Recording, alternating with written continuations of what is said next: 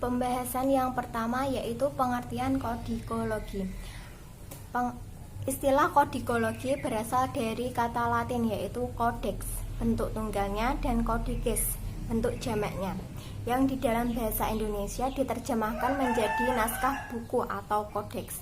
Pada dasarnya kata kodeks atau dalam bahasa Latinnya menunjukkan hubungan pemanfaatan kayu sebagai alat tulis yang berarti teras batang pohon. Kodikologi berasal dari dua bahasa, yaitu kodeks, yaitu bahasa Latin, dan logia, yaitu bahasa Yunani. Adalah istilah sebenarnya sudah dikenalkan sejak tahun 1944 oleh seorang ahli bahasa Yunani dan Perancis yang bernama Alphonse Dain.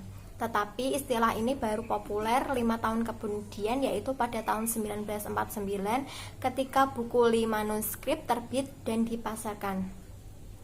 Menurut Alphonse Dain, kodikologi adalah ilmu mengenai naskah-naskah dan tidak mempelajari apa yang tertulis di dalam naskah.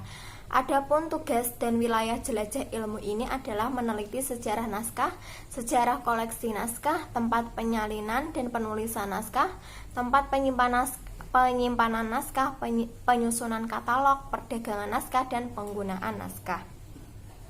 Menurut Robson, kodikologi sebagai pelajaran naskah, sedangkan menurut Barriet, kodikologi ialah ilmu kodeks. Kodeks adalah bahan tulisan tangan. Kodikologi mempelajari seluk-beluk semua aspek naskah, antara lain bahan, umur, tempat penulisan, dan perkiraan penulis naskah. Menurut Profesor Dr. Nabilah Lubis, dalam bukunya Naskah Teks dan Metode Penelitian Filologi mendefinisikan kodikologi sebagai ilmu yang mempelajari segala hal tentang naskah klasik. Menurut Durova, seorang ahli kodikologi dan paleografi naskah Bizantium dan Slavia, mengatakan bahwa ilmu kodikologi yaitu ilmu yang menguji kodek dengan berbagai elemennya yang sangat kompleks, seperti penjilitan, bahan keutuhan halaman satu jilid naskah, ukuran halaman, aksara, dekorasi, dan sistem margin. Dari beberapa definisi kodikologi tersebut, dapat disimpulkan bahwa kodikologi adalah ilmu kodeks. Kodeks adalah bahan tulisan tangan, terutama dari teks-teks klasik.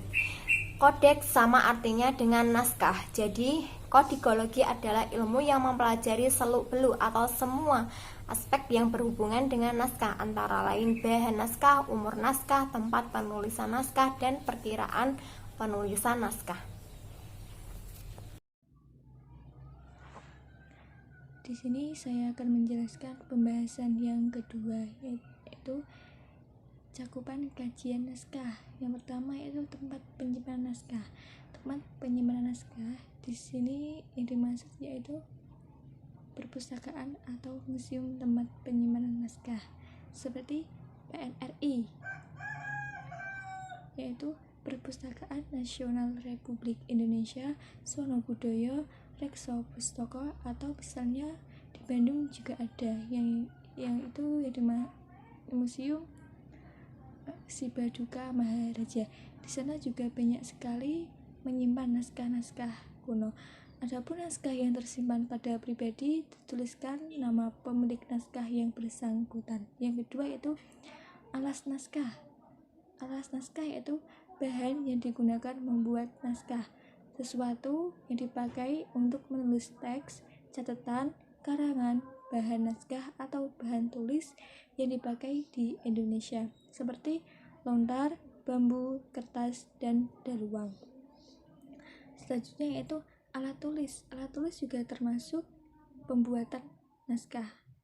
Bahan naskah ini bisa menjadi tolak ukur ketinggian peradaban ketika naskah itu dibuat, itu juga sangat penting. Yang ketiga yaitu asal naskah.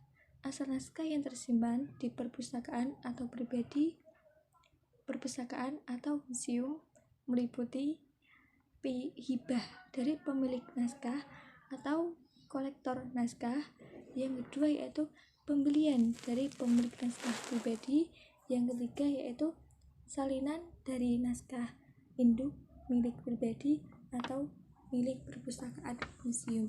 Yang keempat yaitu pengembalian atau penyerahan dari perpustakaan atau museum suatu negara.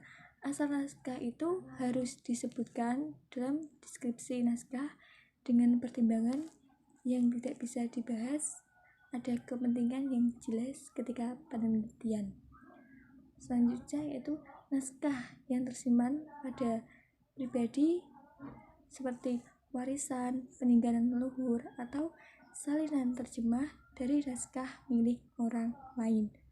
Selanjutnya yaitu yang terakhir, aspek internal naskah, aspek internal kajian kodikologi. Yang pertama yaitu kolofon. Keterangan apa sih? Keterangan itu apa yang dibuat atau siapa. Yang kedua itu ilustrasi. Yang dimaksud ilustrasi itu hiasan yang bersangkutan dengan isi naskah. Kalau iluminasi itu kebalikannya, hiasan semata yang tidak terkait dengan isi naskah. Materi yang ketiga, kolofon dalam kajian kodikologi. Kolofon berasal dari bahasa Yunani kolofon. Kolofon adalah bagian yang memberi bermacam-macam informasi tentang naskah. Suatu naskah tidak selalu terdapat nama penulis, nama penyalin, atau keterangan-keterangan lain. Keterangan-keterangan lain tersebut dapat ditemukan pada halaman judul, sebelum awal teks, ataupun akhir teks. Keterangan-keterangan lain tersebut dapat berupa tempat dan tanggal penulisan. Tanggal penulisan pun tidak selalu tercantum di dalam kolofon. Di dalam kolofon pun juga tidak selalu tercantum nama orang yang meminta penulisan, nama penyalin, atau nama pemilik naskah. Di dalam kolofon biasanya terdapat anjuran supaya pembaca berhati-hati dalam memperlakukan naskah. Karena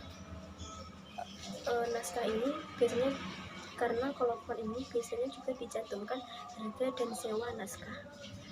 Kolofon ini bisa sangat membantu para peneliti untuk melakukan penelitian, tetapi juga seorang peneliti harus berhati-hati dalam memperlakukan naskah, karena naskah tersebut merupakan salinan dari naskah yang lebih tua. Sebagai contoh, dapat kemukakan dua naskah hikayat Indra Putra yang ada di KITMV Leiden dan di Universitas Perpustakaan Leiden. Kedua naskah ini sama-sama bertanggal 29 Rajab 1111 Hijriah atau setara dengan 20 Mei 1700 Masehi.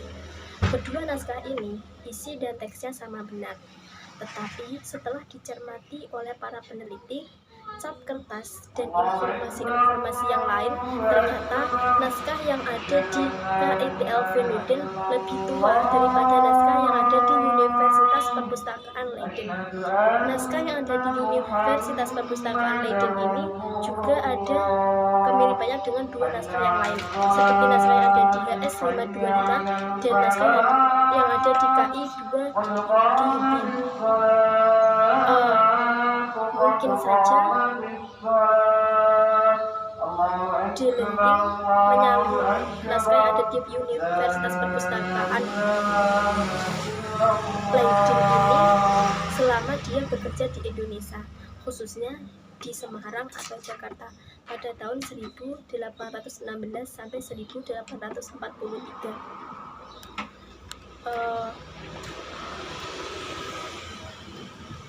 Berdasarkan masukan-masukan yang ada, dapat ditemukan bahwa naskah yang ada di perpustakaan Universitas Leiden ini lebih muda daripada tahun yang dicantumkan di kolofon dalam urusan umur naskah.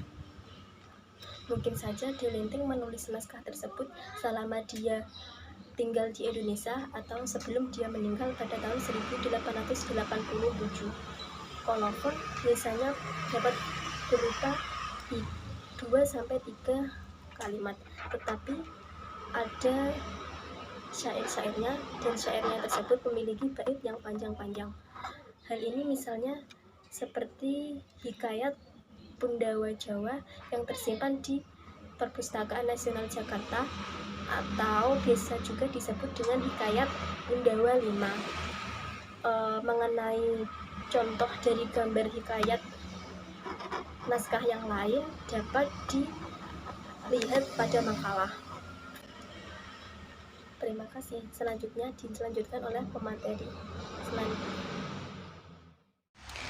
Rumusan masalah keempat yaitu iluminasi dan ilustrasi dalam kodikologi. Sebagai salah satu wilayah kajian kodikologi, pembahasan mengenai iluminasi pada naskah-naskah Nusantara ini baru muncul pada abad ke-20. Nah, sampai sekarang sejumlah tulisan hasil penelitian terhadap naskah-naskah beriluminasi terutama yaitu naskah Jawa dan Melayu yang telah diterbitkan. Iluminasi ini tidak hanya berfungsi sebagai hiasan akan tetapi juga menunjukkan ciri-ciri kedaerahan tempat naskah-naskah itu berasal dan menunjukkan tanda-tanda yang bermakna. Jadi itu menunjukkan ciri khas. Kemudian ilustrasi sendiri ini merupakan unsur pendukung teks. Keberadaan iluminasi dan ilustrasi pada naskah Nusantara membuktikan adanya cita rasa seni yang tinggi yang dimiliki oleh nenek moyang bangsa kita.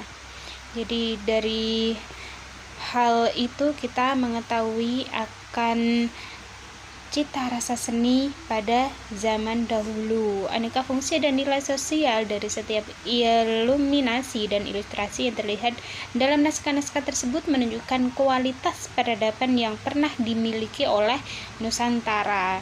Jadi walaupun kita hidup pada zaman sekarang akan tetapi kita mengetahui, oh iya, sekaya apakah pada zaman dahulu, sekaya apakah nenek moyang kita, sekreatif apakah yang dimiliki oleh Nusantara